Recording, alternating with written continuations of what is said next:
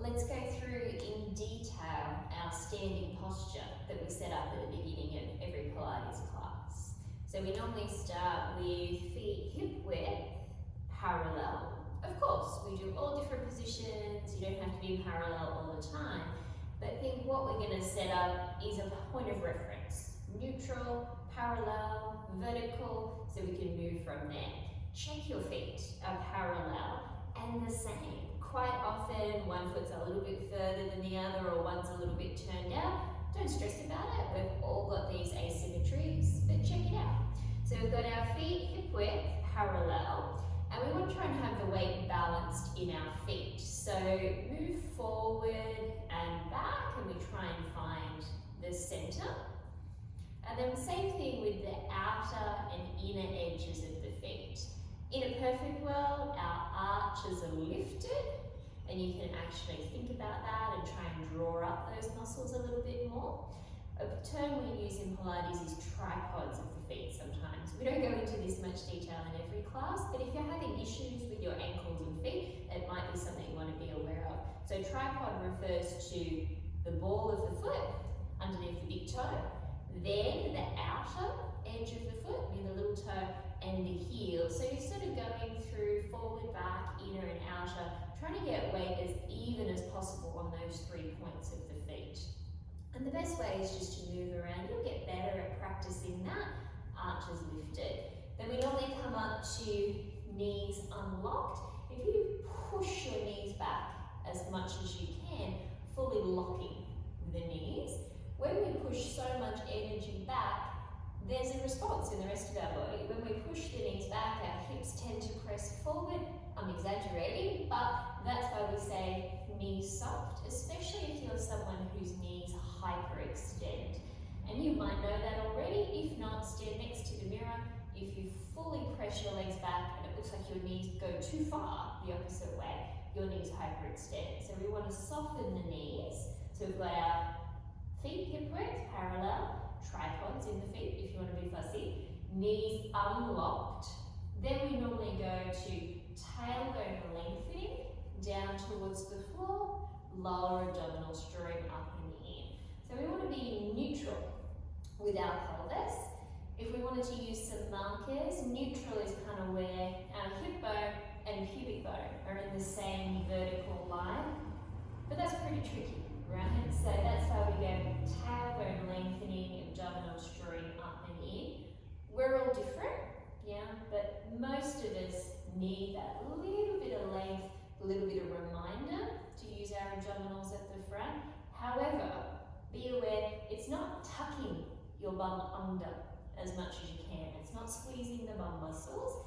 There's still some curve in our lower back. It's just trying to create a little bit more balance. Then, if we come up to front ribs, again, everyone's a little bit different. If you know you're quite rounded with your upper spine, you're probably going to need to lift your chest a little bit.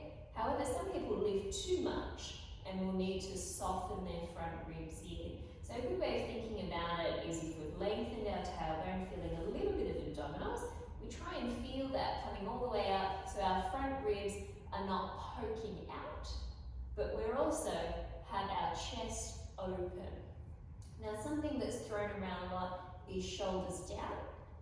I'd like us to forget that and just think upper body nice and relaxed. Of course our shoulders shouldn't be up near our ears, but they're probably not anyway, right? Just relaxed. And if you draw your shoulders down really excessively, you're actually going to create a lot of tension in your neck and shoulders. So upper body nice and relaxed. Now we normally think about chin in, lengthen through the back of the neck. A good way, quick way that we use in class is say double chin feeling. So that's kind of what it is. It's in, but also up with our crown to the ceiling. I almost imagine that someone's grabbed our ponytail and is drawing it up towards the ceiling.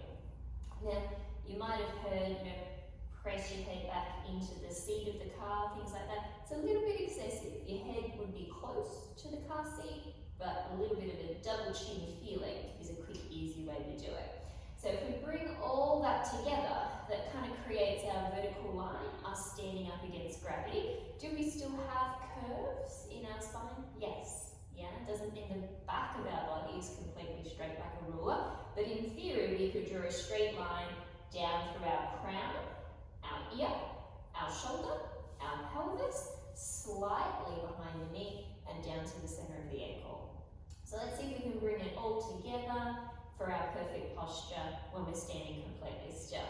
So we've got our feet hip width apart, parallel. Check it out, spread the toes, think about your tripods. Legs are straight, but the knees are unlocked. Tailbone lengthens slightly. Lower abdominals draw up and in. We want the chest open, but we don't want our front ribs popping out. Double chin feeling. See if you can bring it all together. Crown lengthens up to the ceiling.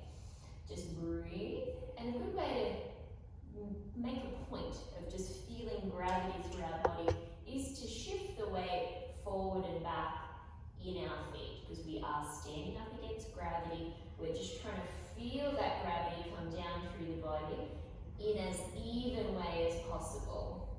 Now also remember that our back muscles, the big muscles on the back of the body, are doing most of the work, no doubt, right? So they're on automatically without us thinking about it. And we know that because sometimes by the end of the day we have sore or fatigued back muscles. We're just trying to bring a little bit more strength into the front, abdominals, chin in, upper body relaxed to balance that out.